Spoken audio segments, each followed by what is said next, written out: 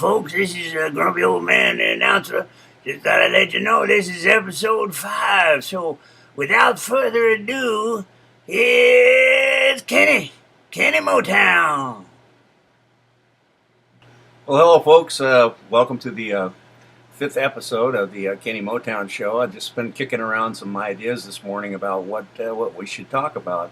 One of the things that's always in the forefront of my mind is the fact that the corporate mainstream media has been pretty much bought and paid for by our corporate overlords, and just some examples. How much of the time we're fed just bullshit stories like the Kardashians or Paris Hilton or Christy Alley or Clark Gable's grandson was arrested, or you name it. It's just fluff pieces most of the time. And when there's a real story and breaking this day from a fire on Saturday, fire destroys the Wisconsin PAC offices in La Crosse, Wisconsin. Fire officials in La Crosse are continuing to investigate the Saturday blaze that destroyed the regional offices of We Are Wisconsin. And of course, that's a union group that's been organizing recall election support to oust some of the fascists that are called Republicans in Wisconsin, and their Wisconsin governor demanding, the breakup of the public union employees organization. So apparently, that union's been pumping millions of that PAC, has been pumping millions of dollars into the supporting of Democratic candidates in the upcoming recall elections slated for August 9th. Well, they're not going to detour people from voting. That's just another way of somebody on the right wing, possibly. We don't know for sure whether it's arson or not. Cause for the fire has yet to be determined, but intimidation is standing out in my mind. For some reason, they think that's going to intimidate people. I don't think so. Spokesman for the group said the building was a total loss. I think today we are all Wisconsinites again, and I can firmly say that we have a big wake-up call. Solidarity is getting stronger and stronger. This will only make people wake up a little bit more with every action that the right-wingers try to pull. We have to stand together. And my heart goes out to those folks that worked hard over there in that building. Luckily, nobody was hurt. So we'll get back to you with a couple more episodes at least. Not episodes, but segments, I should say. And welcome back to the 5th episode. We'll catch you later. Hello, folks. It's your grumpy old man, Kennymotown's next door neighbor. Just thought I'd let you know. Man, that guy amazes me with all them facts and figures. He comes out, I don't know how in the hell he comes up with all this shit, but he keeps it in his head and he gets it out there on tape. So I'm just kind of sitting back going, well, maybe I should add a little bit to those facts and figures with some other figures and the facts. But we had quite a time the other night, or morning. I think it was the morning. Yeah, he got off work at 6:30 in the morning, woke my butt up, but kind of grumpy. But hey, I'm the grumpy old man. I guess he's just used to talking to me like that. So anyway, we had a good time. I hope we didn't embarrass ourselves on the film. Well, anyway, my facts and figures I got to add.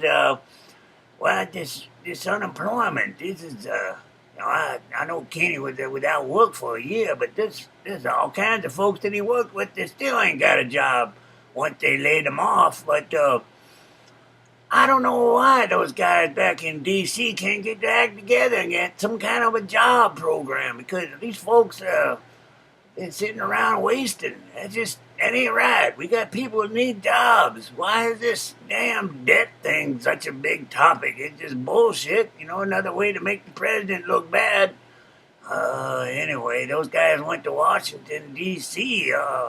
On the election in 2010 because everybody stayed home and a bunch of Tea Party people went out and voted. They're just all pissed off. There's a black man in the White House. I don't know what the hell is wrong with those people. But anyway, look what we got. 2 years wasted. And if these guys continue to not make some kind of job program after they said that's what we're going to do when we go to Washington, D.C. I'm going to get pissed. I'll tell you that. Kennymotown back to work. Now he can buy some beer. That's great. You can come over and wake me up anytime for some beer. Anyway, that's my 2 bits. On with the show. Another segment coming up. Hope you enjoyed this one. Bye.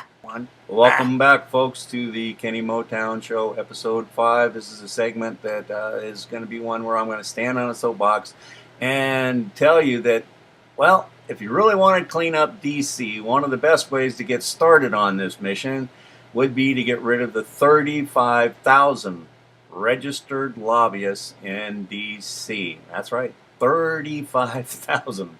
This problem is growing leaps and bounds every year, and that figure could be wrong. It could be up to 40,000 by now. But they don't represent the people. For the most part, they represent corporations. In fact, their donations to our elected officials are now somehow legal. I don't get it. It used to be called bribery. People went to jail for doing such things. But as usual, nothing's being done. Corporatism has taken over, and the corporations represented by their lobbyists get more bang for their buck than we get for our vote. So if we got rid of that situation, that'd be a great start, because basically corporations and our government have merged to become a fascist state. That's the true definition of fascism. So here's on a further note, this phony baloney trumped up debt ceiling debate could probably well be over by the time this episode of the Kennymotown Show comes out. But I just thought I'd throw my 2 bits in. And I don't know how many of you know this, but during the Reagan administration, when they were running huge deficits, which pretty much started this ball rolling, Reagan was running the government on debt that was 23% of our GDP. That's gross national product of this whole country. Currently, our debt is running at 18%. That's a 5% difference. Our debt is actually lower during the Obama administration than it was during the Reagan administration. Even though the numbers are rather huge, it's still only 18% of our gross national product. During the World War II, we ran at 125% of gross national product. So a debt can easily be erased. And one of the things that needs to be erased is revenue. And so far, the only politician or political leader in Washington discussing revenue is the president. President Obama has it right. We need to raise revenue. But both parties' leaders, Harry Reid, John Boehner, don't even mention it. They don't want it. It's off the table, which is ridiculous. If we just got rid of the Bush tax cuts, we're supposed to sunset last year, but we're negotiated to continue because of unemployment costs. Well, if that was got rid of, if we got rid of the Medicare Part D, which is another Bush era program instituted as a windfall for big pharma, drug companies are making all kinds of money because we don't have the right to negotiate on a whole for Medicare. That was written into the bill on purpose. It's designed to destroy Medicare by Bush and his friends. And the third thing that if we got rid of, the 2 wars, Iraq and Afghanistan. When Bush started those wars, they were put off budget. They weren't put into the budget until Obama became president, which spiked the debt. But it had to be done. We were paying for them. They just weren't in the budget. They were off budget. I don't know how you do that. Fancy pencil pushers have the idea that those wars didn't need to be on the books. But if we just got rid of those, the Bush tax cuts, got rid of Medicare Part D, or made it in a position where we could negotiate as a group for Medicare, lower prices, negotiating those would help that certain segment of Medicare. The debt would be gone in 10 years. So as you see, it's really not that big a crisis. I have to hand it to Obama. He's doing a pretty good job of playing chess with these guys, but unfortunately Tuesday he's probably going to have to sign something that he really didn't want to sign. But since the media is making such a big deal about it, that corporate media that doesn't pay attention to the real news and really, would hit us with some information that raising taxes is the biggest thing we could do to help create, or not create, but get rid of that deficit. Well, that's off my chest. I hope that wasn't too serious. I just thought I'd bring that out here, and that's the Kennymotown show. So Hello, folks. This is a Cletusmotown. I just thought I'd get all duded up here with my fancy shirt. This is episode 5. It's an anniversary of sorts. I guess this is the 5th show of the Kennymotown show. So he said, "Come on over and make a little bit of film out this on this new show we got going on." So anyway, I'm supposed to be looking at the camera, and I was looking down. I'm not much of a professional, I'm pretty much just a cowboy, and happened to be up here in Portland celebrating this 5th episode. It was pretty fun, though. I tell you, that 4th episode, I didn't really know what the hell I was doing or what they expect. But anyway, I just thought I'd throw my 2 bits in there. I'm kind of getting all upset with DC, and I think that brother of mine, Kenny, he's got it right about getting rid of them damn lobbyists. 35,000. Hell, I ain't even got that many cattle down there in Texas. This is funny, but anyway, that GOP, what's wrong? That's my party. I can't believe it. I need good old Eisenhower back in there. Where is that man when you need him? Well, that's right. He's dead.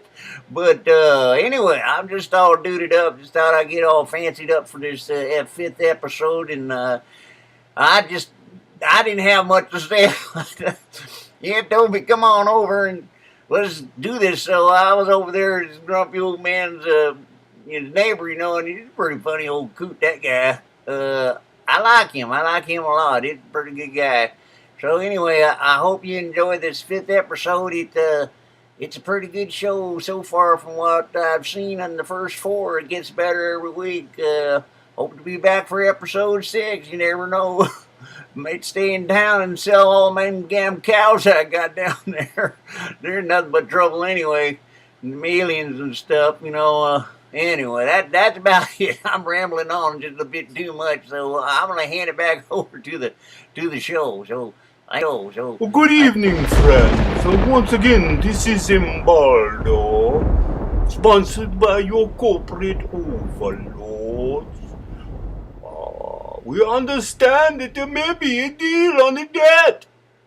We do not appreciate this deal. We wanted your Social Security. Looks like you are not giving us what we want. We cannot have this. Embaldo will not stand for this. I tell you right now, we will crush your economy again. Then you cannot make your minimum wage. What will you do then? You need to stay afraid. We want your Social Security, your Medicare. We don't want you to have that anymore. It's more money in our pockets. And what is this I hear that you're going to raise our taxes in the near year or 2? Oh, I don't like this, and neither do your corporate overlords. For now, I will let you go back to your meager slave lives. Oh, good night. Goodbye.